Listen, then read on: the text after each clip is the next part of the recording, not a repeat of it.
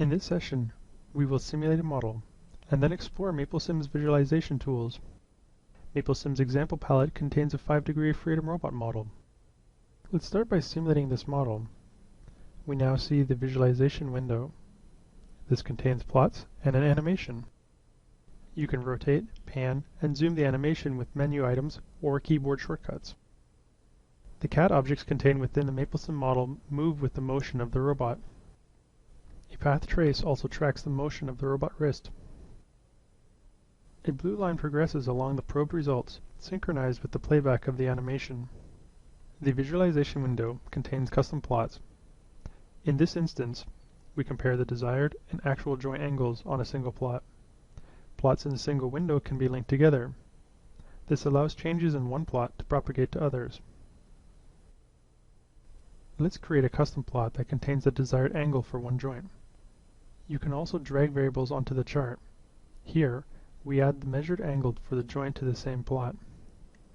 Then we can add a second plot to the same window by holding the Shift button, then clicking the Add Results.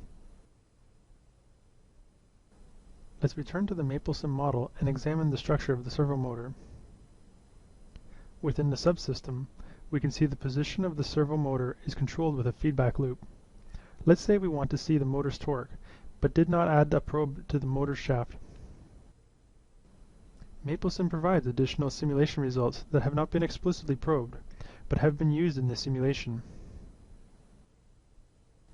In this instance, we search for the variable that contains the servo motor torque.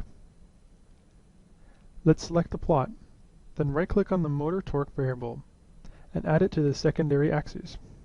Next, let's take a look at the 3D Construct window.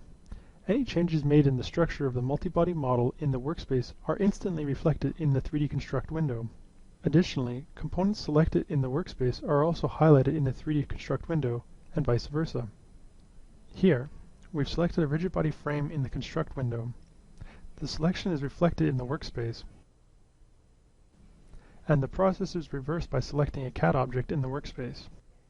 The underlying ball and stick representation of the multi-body structure can also be viewed and animated. This is achieved by toggling the display option. You can save the simulation results. These can be compared against new simulation results with different parameters. Next, we will return to the MapleSim model. Let's now change the amplitude of the end effector oscillation. The custom plots now show the results of the saved data, along with the latest simulation results. If needed, you can export the numerical simulation results to a text file.